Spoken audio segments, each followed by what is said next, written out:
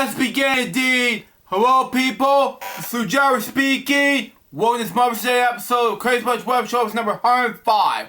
Today we're doing not one, not two, but 3, 4, 5, 6, 7, 8, 9, 10 depth topics today, along with one special event, and that is related to Mother's Day. So let's do it now, shall we? So we got for us. The first step I had in mind, I promised you to do it last month, but I broke my promise to do it this month, and that is, of course, Roy Thomas Baker. Born that name, he was an English record producer, songwriter, arranger, who produced rock and pop songs. He was born November 10th, 1946 in Hampstead, London, England, and he began his career in Decca Records at 14, and worked as an assistant engineer for Morgan Studios in London. Encouraged by music producer Dodgson, he soon moved to Tri Studios in Solo, where he worked with Dodgson, Tony Vasconcelos, Mick Jagger, and Keith Richards. In addition to Frank Zappa, he worked with artists such as Rolling Stones, David Bowie, The Who, Gasoline, Sinatra, The Mother's Invention, Jet, Bebop Deluxe, Free, and T-Rex. After co-founding Neptune Thomas record company, Baker met the pop band Queen. Thus began a relationship with licensing for over 5 albums: Queen, Queen 2, Sheer Heart Attack, A Night of Opera, and finally Jazz. A number of awards, including 21 Grammy Awards and several Guinness World Records for the hit song Bohemian Rhapsody. After a successful Queen number hit artist, Baker signed a multi-album production deal with CBS Music, Columbia Records, Sony Music, Epic Records, etc.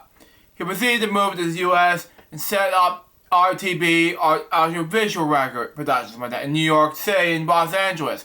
The CBS deal, RTB produced Journey, Star Castle, Reggae Ficon, and The Grassroots, Ian Hunter, and Ronnie Wood, the Rolling Stones. Also at that time, he commanded to produce 4 albums for the Cars as being part of the Record Records series performed at the Boston School Gym. The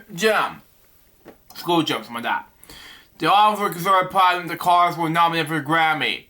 He's offered to post a senior vice president A&R for Eureka as executive and /or producer with regular artists such as Lindsey Buckingham, Molly Crew, Joanne Troyer,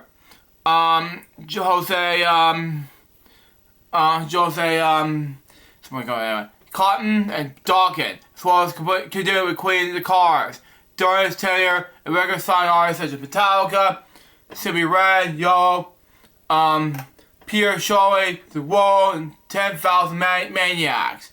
Baker also worked with Guns N' Roses, Alice Cooper, Foreigner, Pilot, Ozzy Osbourne, Devo, Stranglers, Dusty Springfield, T. Paul, Local H, Cheap Trick, and Louis Berry. In 2005, he produced One Way to Ticket to Hell and Back by The Darkness.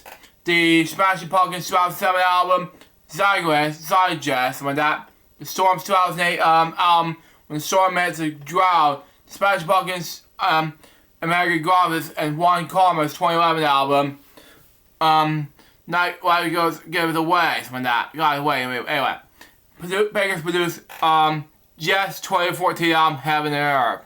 45 years after, previously working on the band's sessions in Paris, which did not lead to the album. He died away,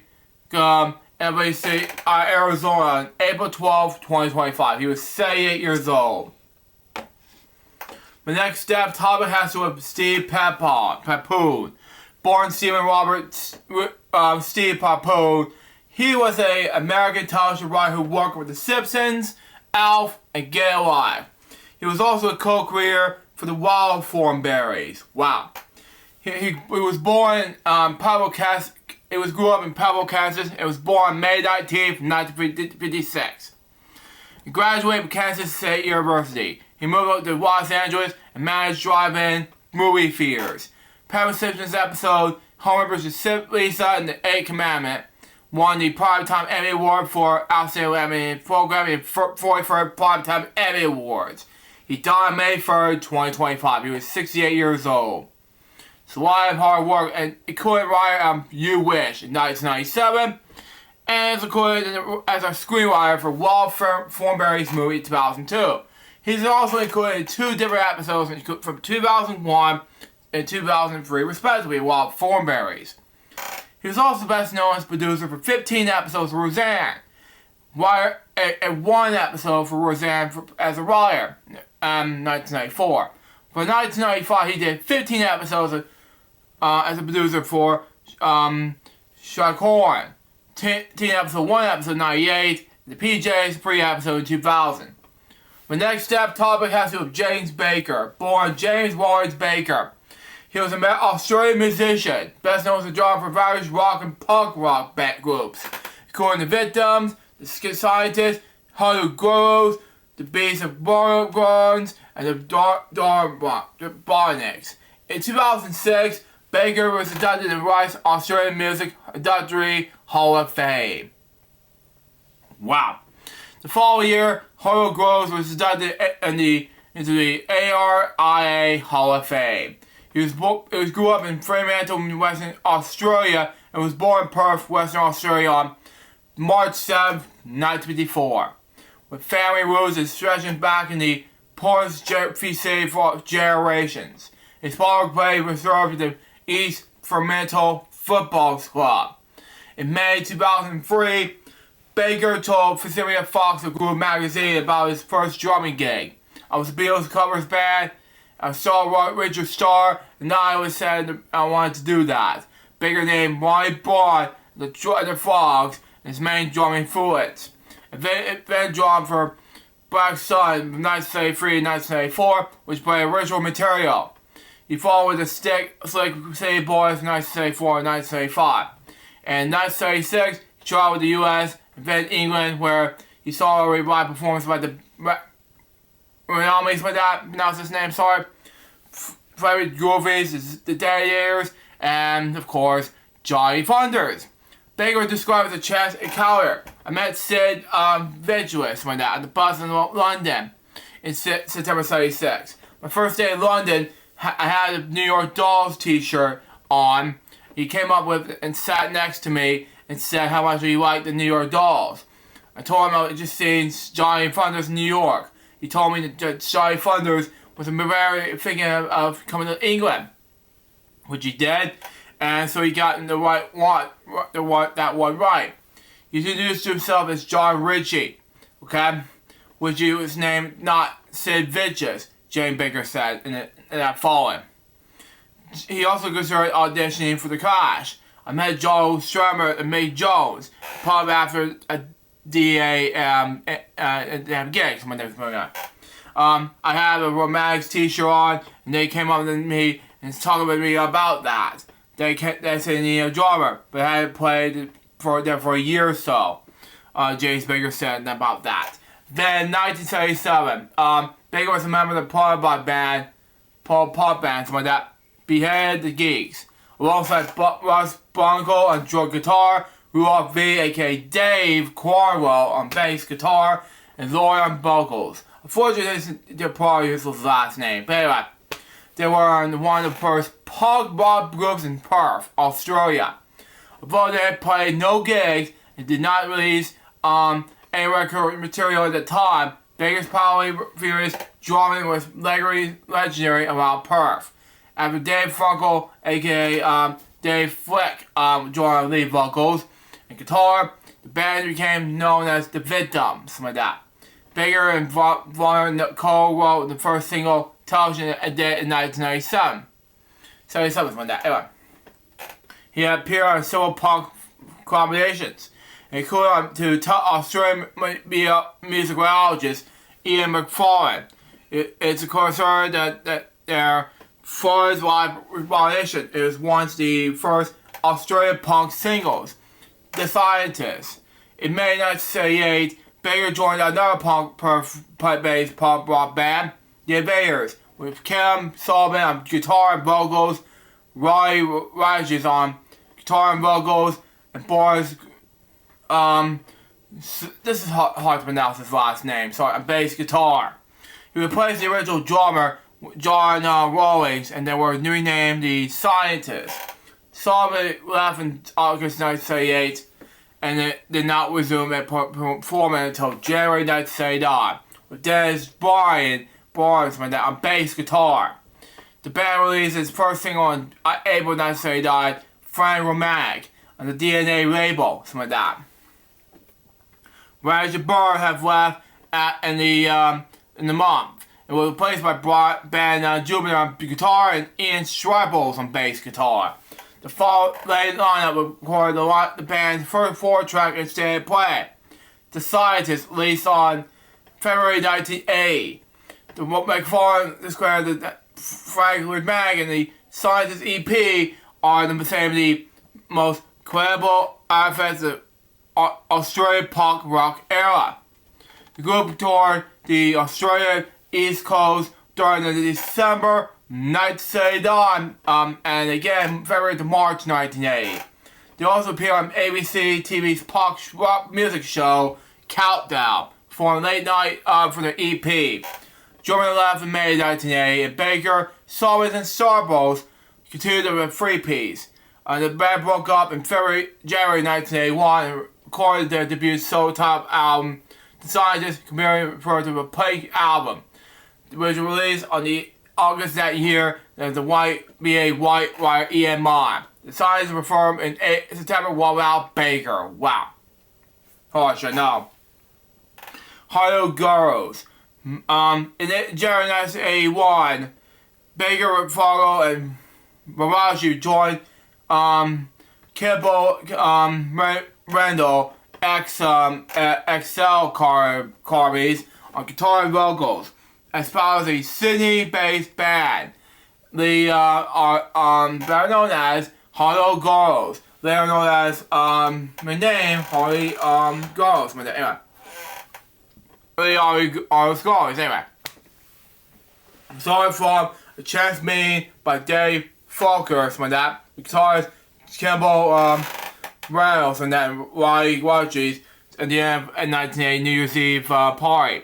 Led to a formation of the Hello Girls with more Victims drummer James Baker rounding out the roster. Red Mills of Hard magazine correspondent said.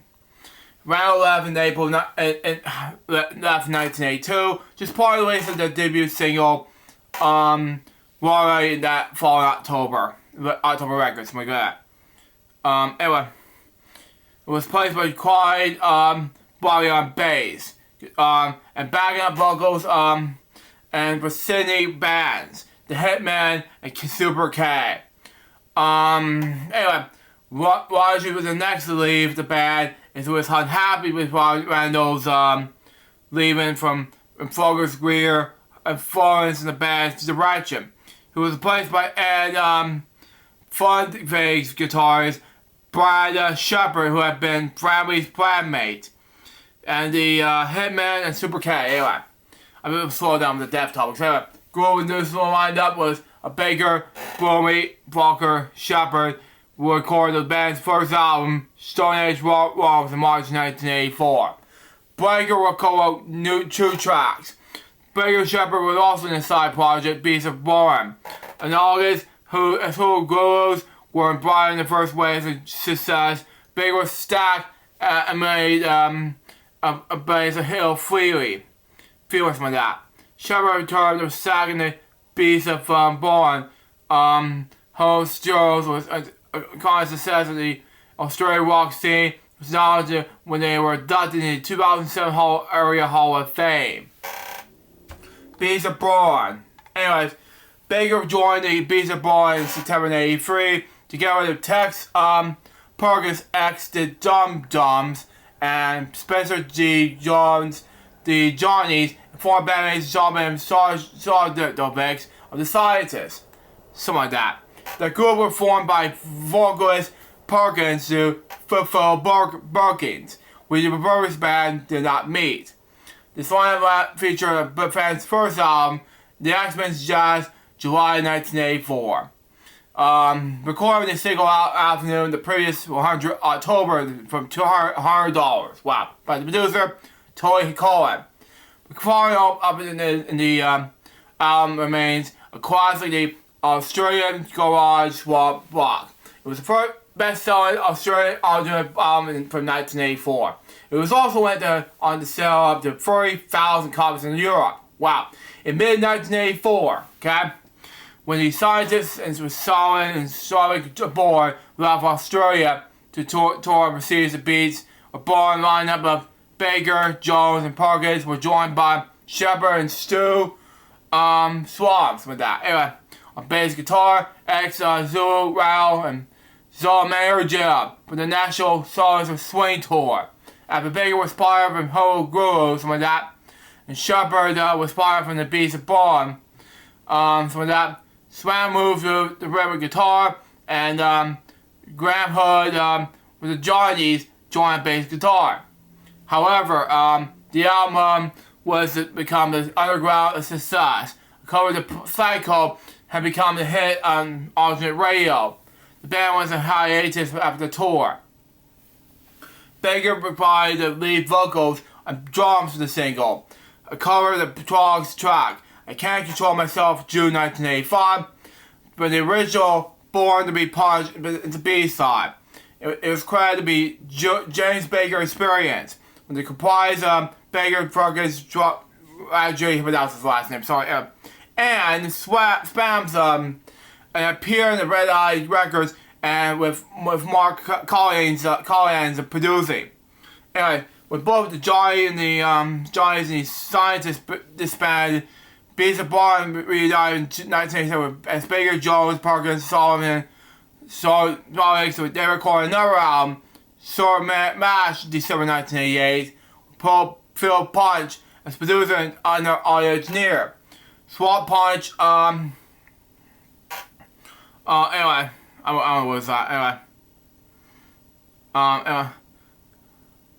anyway. Swap Walks, we're gonna, of X-Men's Jazz have given away the fusion blues-based rock rap and pop with a great effect. McFarlane described it as a very refined pioneers of guitar-based rock and roll. The Cramps influence swap rock of all having been described the more adventurous swap of God bucket blues and every great guards with that weirdness. Perkins' voice has been majored into the off-red blues glow that's showing the influence of Howling Wolf, Kevin Beefheart, and Tom Waits. Black Milk in July 1990. The next album expanded this idea. The band grew its conflict and powerful while touring Europe on the back of the Sour Mash and grew into popularity. In early 1991, Baker and Slaughter left the original place by Bly Hooper on bass guitar and Tony Potter on drums, both in Slaughter's new band, The Dominants. So with that. Anyway, The Dominants and Beyond. Anyways, in 1988, Baker joined another group, The Dominants, and alongside Lavenders on some, I haven't known his name, sorry. They were with Peter Simpson on guitar and vocals, X-Teeny Weenies, Super K, and Revenge, and Holly Polly. The band's name was used as these names I cannot pronounce, sorry. Were both born Corey Tyler Dominic, okay? There were several albums. Dominic Blue in August 1989, and Audio Sonic Love Affair in September 1990, Chrome in 1992 June, and Madison Wheel in 1994. After they broke up in 1995, he was born, Baker returned to Perth. In February 10th, 1995, the 80s lineup of the Scientists, Baker, Jupiter, Songs, and Sawbones performed a one-off show in Perth. Baker's last later parts including Walking Henry with Rick Van Der Valerie on guitar and Blue Boy on bass guitar and vocals. The Painkillers, the Bears formed the Painkillers in May 2005. Together with Joe Barnes on guitar and vocals. They played support shots and part of The Fuzz, Lil Birdie and Pam Band, Blind Hooper, Polarized, and Beats of Bottom. In August 2005, Painkillers released their debut album, Drunker Than the Trade, on Blazing Trumpet Records, through Rubber Borum. In 2006, Baker was inducted in the West Australian Music Industry Hall of Fame. He died on May 5th, 2025. He was from liver cancer. He was 71 years old. He's had a lot of big bands in his several years. My next topic has to do with John N. Thompson. Boy, that name. He was an American meteorologist who, by the way, was a chief meteorologist with WALA and TV in Mobile, Alabama. Thompson reported the weather for people on the Central Gulf Coast since 1969. Thompson retired on June 5th, 2009 to spend more time with his family. He was born on 1942 or 1943, I don't know. Anyways, a mobile native earned his degrees in geosciences and humanities from Mississippi University and the University of Alabama, respectively. While studying journalism at the University of Alabama, Thompson discovered he wanted rapper, personal interest in radio, and Jane interest in WNPTV FM and to Washington, Tennessee. I don't know. Is this me? I don't know. Let's see what happens. Anyway, is this Tennessee? No, it's Alabama. I was wrong. Sorry. Anyways, where was I? Yes, Thompson will later gain the radio experience in WARF in Jasper, Alabama, WTUF in Georgia, my home state, and WABB in Mobile, Alabama. In Mobile, he gained a job in WKRG doing local country music show called TV5 Party Line. The station moved to Thompson Weather in 1971. He would later end up doing weekend weather segments in WALA TV in 1977. Then later affiliated to NBC, and after 6 months, Thompson was moved to Weekly Weather. So that during Hurricane Katrina, okay? Thompson found out that on there that his home in Corbin Island was destroyed. Wow. I didn't realize it was gone until I saw the opera pictures this next morning. Thompson recalled in 2009. We clearly since we were on air and just found the goal and my kept going. Thompson retired on June 5th, 2009. Thompson had several other interests, dabbled in music for the 3 decades. He was one of the founding members of the Mobile Songwriters Association. He was a member of the National Songwriters Association International. And he's also participated in the Frank Brown Songwriters Festival that is held every November in Gulf Shores, Alabama. So that newscast was broadcast on the night of Friday, June 5th, 2009. Special newscast featured former WALS-LA newscasts and reporters and sports personalities extending their thanks. On the special, Thompson announced that he had taken this job in Los Angeles, California, teaching acting students. Okay? However, this will be part-time. Okay? Thompson was still residing in Mobile until his death. And it was grandfather Brad, Caroline, Tanner, and Grace. His awards goes like this, okay? Since the press register introduced these Red Choice Awards and Reader's Choice Awards in 2002, Finals Rose also replaced Thompson first. It was a pass in the Mobile Press Club named him Best Weather Anchor. Okay? But Thompson's best honor for these industries, personnel, something like that, came in September 2005 when the John Harris Achievement Award for this competition broadcasting over a long period of time. He died May 5th, 2025.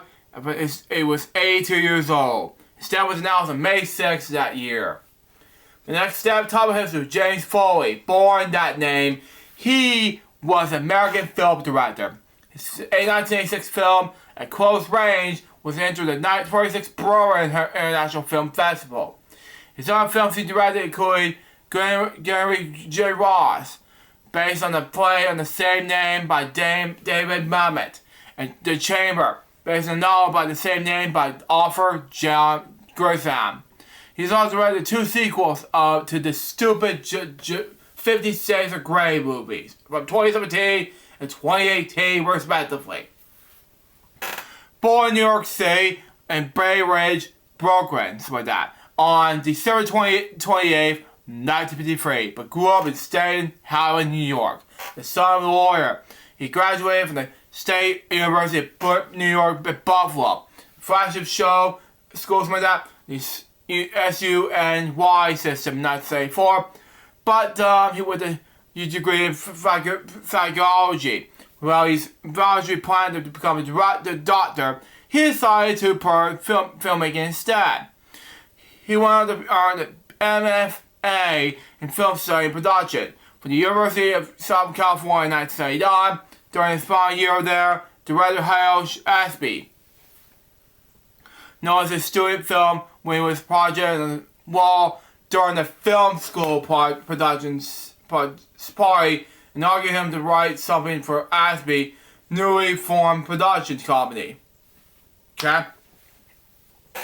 The company went to book before fully finished writing, but the stamp of approval was enough for his career starting when his first directing gig and the low-budget 1914 drama Reckless to his own segment. Foley said, because Hale asked me who was hired me, became viable in this weird clause in Hollywood just because someone else was suspected that buyer was ever viable. In 1984, Foley made his directing debut with Reckless, which starred Helen Quinn and Dara Hannah. In 1990, he wrote and directed After Dark My Sweet, an adaptation of Jim Thompson's novel with the same name. Film critic Roger Ebert included the film as part of a great movies list, saying that this: After Dark My Sweet is a movie that included audiences. It grossed less than $3 million and has been almost forgotten. Wow. It remains one of the purest and most composing of modern film noir. It captures almost as lonely, exhausting lives as his characters. Wow. He directed Greatly Grace Ross in 1992. The Conjurer, this action film starring Young Vats and Mark Wahlberg, released in 1999. And 2003 film, Quiet, starring Edward Burns. He directed The Perfect Stranger, a thriller film starring Halle Berry in 2007. He also directed television. He enjoyed 12 episodes of the Netflix series House of Cards. He also collaborated with cinematographer John Reyes Aja when had making 5 films with him, as well as Madia's Love to Tell music video. He did a lot in the following movies, including 2 Bits, 1995 Year I Was Born, and so much more. He did 1 episode of Twin Peaks in that following, Round and Scars, 91, and so much more. Anyway, he died from brain cancer in his home in Los Angeles on May 6, 2025. He was 71 years old. Let's put the 2025 one of these other dead topics. Anyway, my next step topic is Rosanna Norton, born Rosanna White. She was a American costume designer. She was best known for work on Tron in 1982, where she was nominated for the Academy Award for Best Costume Design for the 55th Academy Awards, won the Saturn Academy Awards for that Saturn Award for the Best Costume Design for the 10th Saturn Awards. 21st Saturn Awards, Norton received her second nomination for work on The Flintstones in 1994, and she was also known for her work on films such as Found in Paradise in 1974, Carrie 1976, Airplane 1980, Airspace in 1977, Casper 95 Year I Was Born, and Detroit Rock City in 1999. And she also did the following: the Brady Bunch movie in 95, 90, and sequel in 96. She also did Operation Jumbo Drop 95, and Angels in the Outfield 94, Gremlins 2, The New Badge 1990, and so much more. She was uncredited role in Badlands 1933. Anyway, she was born Rosamund White in Los Angeles on October 1st, 1944. The eldest child of Anne Stalin, a poet, and Warren Arthur White, an actress. She had 2 sisters and 1 brother. Okay? One of her granddaughters is Maria Gomez, who is also a poet. Okay?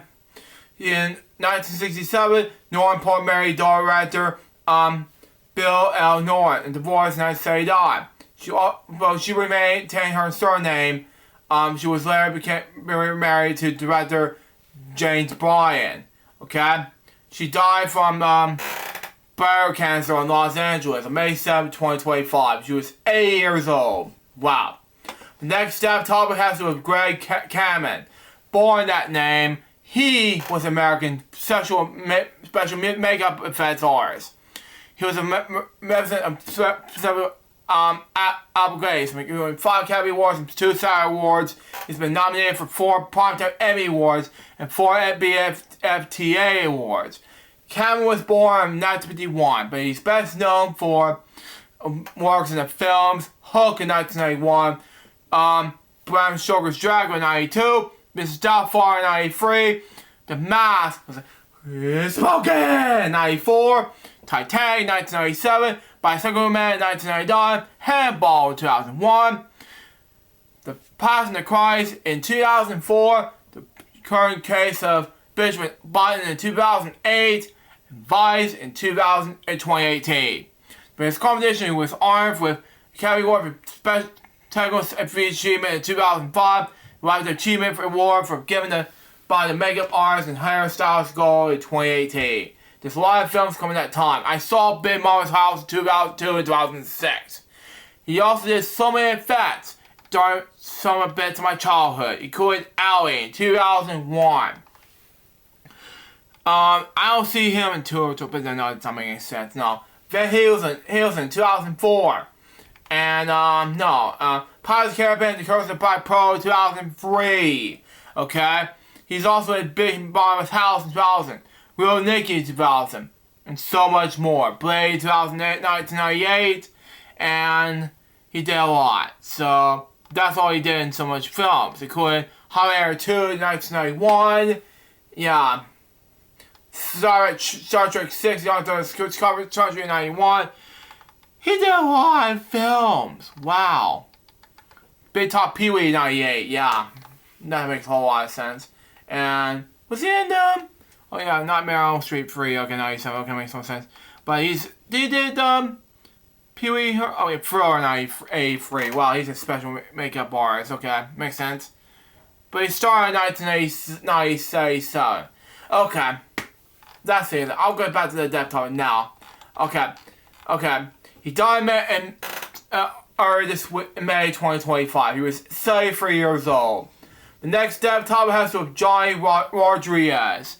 Born John Wall Davis Rodriguez. He was an American country music singer. He was a casual and Texas country music singer. He feels his music with Latin sounds and sang select verses sounds in Spanish. Wow. Okay. In 1970s, 1980s, when that Rodriguez is one of the country music's most successful male artists, recording a string of hit songs such as "You Always Come Back to Hurry Me," "Joshua," and "Down the Rio Graves," like that. And Fulham. He's also reached 6 #1 country hits in his career. Watch his dad butt dispute.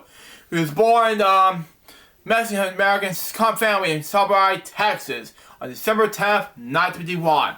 He's the second youngest in the family of 10 children living in a 4-room house. Growing in Sudbury, Rodriguez is a good student in school and a popular boy for this church, okay? He was also a captain in the junior high school football team. When Rodriguez was 16 years old, his father died of cancer. His older brother Andreas died from an automobile accident from the following year. The two incidents had been effect on Rodriguez and he became a troubled teen. Wow. In 1969, at the age of 18, Rodgers ended up in jail. Oh my god. This is made me sick. Anyway, he sang virtually in the cell and was overheard by Texas Ranger Logan Jackson. It was impressed by when told Palmier had been saying about him. The common story is told that he was arrested after he and then some friends were caught stealing and breaking a gold. This is difficult. Wow. Although Jackson would later state that Rodriguez is in jail simply for an unpaid fine. This is shocking, I know.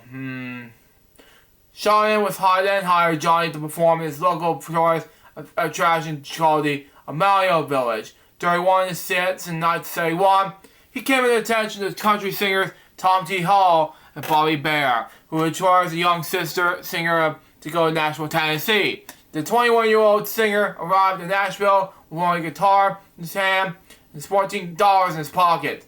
Hale soon found work for Rodriguez in his band, and as well as writing songs. Less than 1 year later, Hale told Rodriguez to Mercury Records, Nashville edition, and landed him to audition to a record label.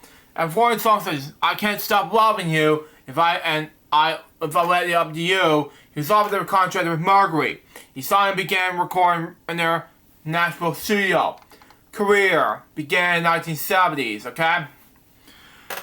Oh man, after signing with Mercury, his first single was released in the 1972's "Pass Me By," okay? Okay, come on. If you're, anyway. "Pass Me By if you're only passing through." This recording was a success, going to number 9 in the hot country songs that year. Stand by, come right back, stand by.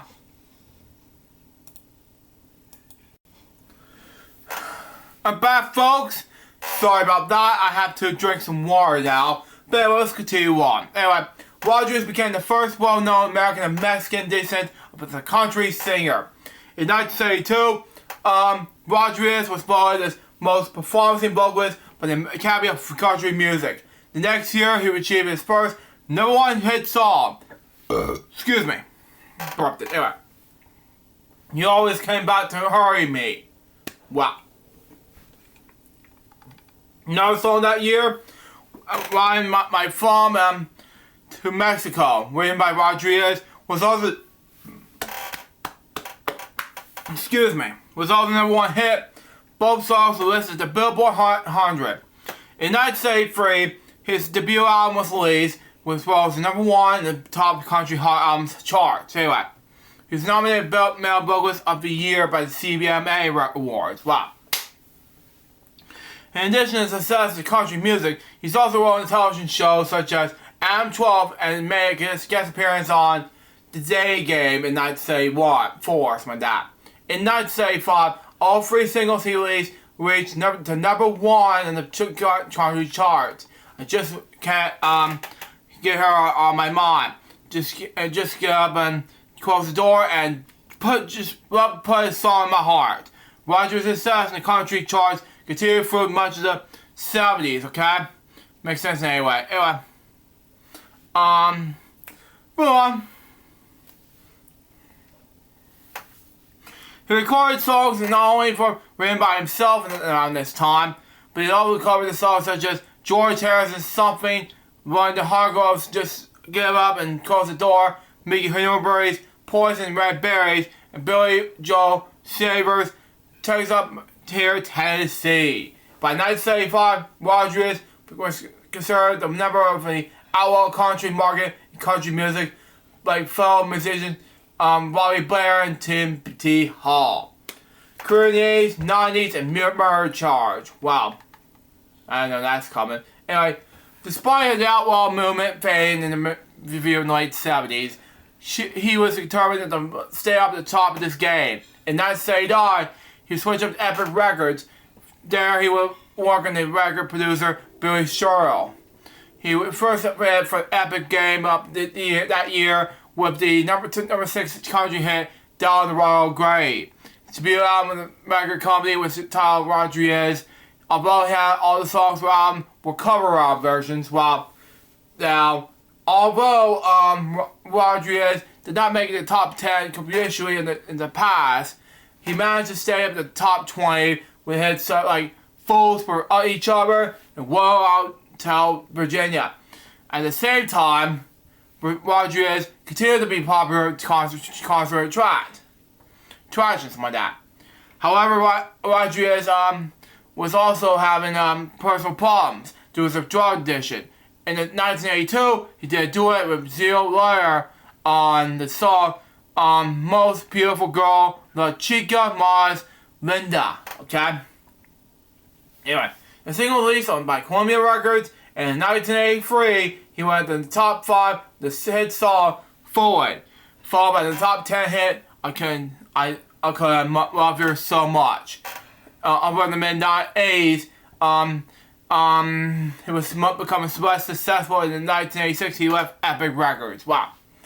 In 1987, he signed with Capitol Records for a brief period of time. He had his last major hit in 1988 with I Didn't Have Every Chance I Had, which number 12 on the charts. By 1989, he left Capitol. Wow. In August 1998, Rodriguez shot and killed a 28-year-old quarry in his Texas home, believing the man was a burglar. In October 1999, he was acquired the murder by a jury. Wow. In 1993, he recorded an album with Air Sound Records, but called Run for the Board. By the mid-90s, the indie label High Tone released his album. You can't say that again. He continued to tour around the country, but this time, in 1996, he turned his own number label, Paul Records, which uses one bar at a time, but it's unsuccessful. But this time, his musical producer was paid for the public view. 1998 to 2025. From 1998 onwards, Rodriguez toured the United States, and further field included Switzerland, Poland, the United Kingdom, South Korea, Canada, and Mexico. He performed constantly Robin Auditorium and Carnegie Hall. He continued to tour and record new material, 4 days in the United States and Canada, and in 2012, released his first live album, Johnny Rodriguez, Live in Texas. His one recreation goes like this, okay? He is honored by 3 United States presidents, Jimmy Carter, George H.W. Bush, and George W. Bush. He played at George H.W. Bush's annual ball. On August 18th, 2007, Rodriguez inducted in the Texas Country Music Hall of Fame, located in Carthage, Texas, on October 23rd, 2010. He received the Administrative Object Sculpture Pioneer Award, in recognition of his accomplishment as the first major Hispanic singer in country music. And his personal life goes like this. Rodriguez is first married to Linda Diane Patterson, a Southern Airways flight attendant from Conyers, Georgia. His second marriage is in 1995 year I was born. Anyways, Ryan Nelson, daughter of country singer and songwriter Willie Nelson. That marriage lasted for 7 months. His most recent marriage was to Debbie McNeely, a sheriff's owner from San Bernardino, Texas, in 1998, whom he had a daughter, Ari Ray Rodriguez, born in April of 1998. He died on May 9th, 2025, at the Entry Hospital Care. He was 73 years old.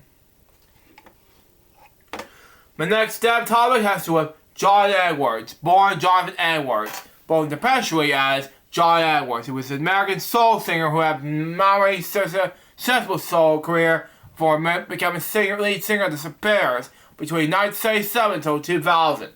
He was born in St. Louis, Missouri on Christmas Day, 1944. Edwards began his musical career by singing in clubs while stationed in Germany, while in the U.S. Army. After returning to live in Duluth, Georgia, he appeared in bills with Wilson Pickett and James and Bobby Murphy. While before moving to Chicago in the late 60s, Barry met Kurt Sirks Mayfield, who introduced Edwards to producer Joe Armstead at West Records, like that. He recorded several singles for the label before moving to Bell Records in 1972, and then the Atlanta-based Aware label for the following year, produced by Floyd Smith. Edwards first received chart success when Stop This Merry-Go-Round reached number 45 in the Billboard R&B charts in 1973. He then followed up to Messing Up the Good Faith and self-titled album. The band most successful record.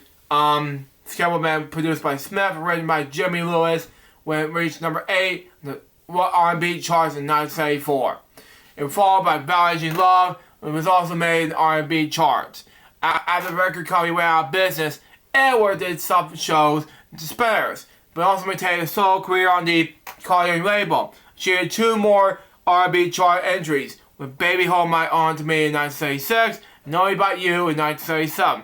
He then decided to join the Spares on a full-time basis and replaced Phil B. Wade as the group's lead singer in 1977. He featured as the main vocalist on their later hit singles, something like that. Including Working My Way Back to You, produced by Michael Zager, who would become one of the group's biggest hits. Reached number 2 in the Hot 100 in early 1980. Number 1 in the UK hit singles charts. He also sang leading the 1980 remake in Cupid, which reached number 4 in both US and UK pop charts, and number 5 in US R&B charts. Edward remained in Spares until 2000, when he was impaired in a biliary stroke and was forced to retire. He died today. He was 8 years old. And the last step topic has to do with Sabu, born Charles Michael Brock. He was an American professional wrestler, best known as his ring name Sabu. Okay, he was known for this trademark style is hardcore wrestling, which was he was pioneer for this time with Extreme Championship Wrestling, ECW for short, from 1993 till 2000. He was a 3-time World Heavyweight Champion and had been held the ECW World Heavyweight Championship twice, and the NWA World Heavyweight Championship once. Another time than Uncle Ed the Seg Forat. Brock began his wrestling career in the North American since 1985. Okay, under the name of Sabu. Before he traveled to Japan, something like that. So creating the following year, Material Arts Wrestling, FMW for short, and New Japan Pro Wrestling, JPW for short. Anyways, won several championships, including the IWGRP Junior Heavyweight Championship. He returned to the United States in the year I was born, 1995, pretty known for World Championship Wrestling, WCW for short. Before began his most well-known stint in ECW, where he quickly became a fixture of the Pole Nation.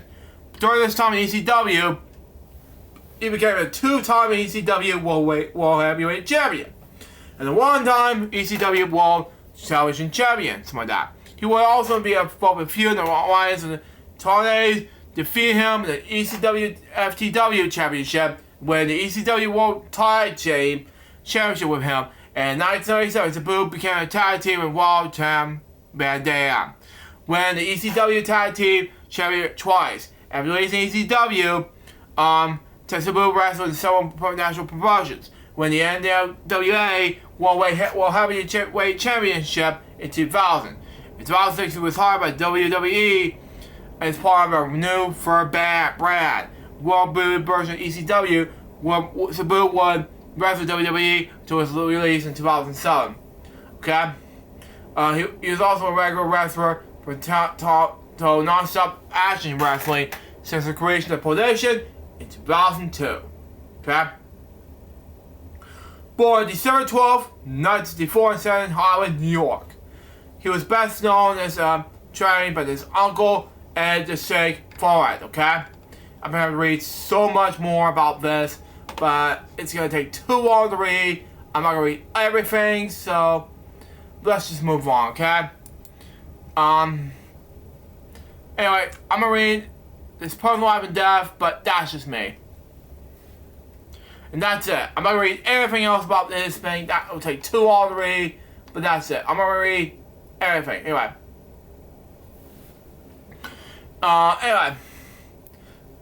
that's it. His father was Irish German dentist. while his mother is a red beret. He was married to a Japanese woman named Omako on June 22nd, 1997 in Michigan. A separate Japanese ceremony on December 12th, 1980. Wow. In Tokyo, while Japan for a ECW FMW Super Show. They later separated and divorced in an unknown date. And Forever Hardcore blog reveals he took his name Shabu for the Indian American actor Shabu. Of whom he was uncle and informant was a fan. Wow.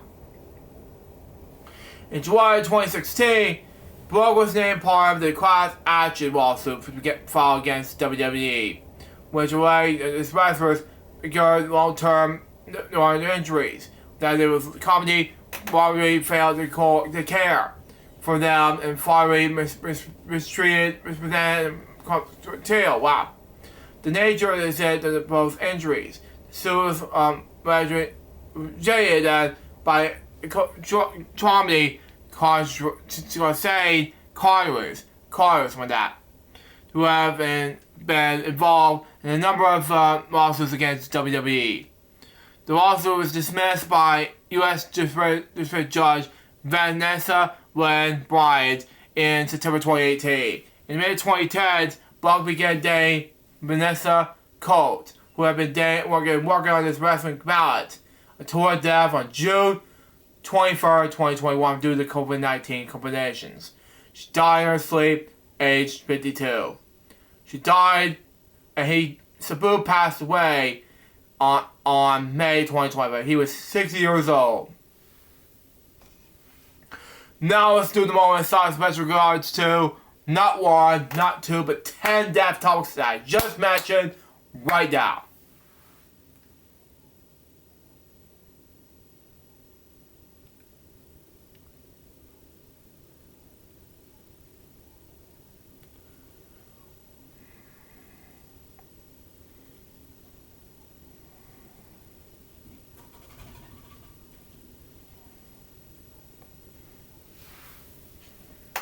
Thank you. Recipes these 10 people. We'll stay on a look about Shabu's 10th topic next week. Stay tuned. Now, we're going to talk about Mother's Day, okay? And then we celebrating her Mother's Day.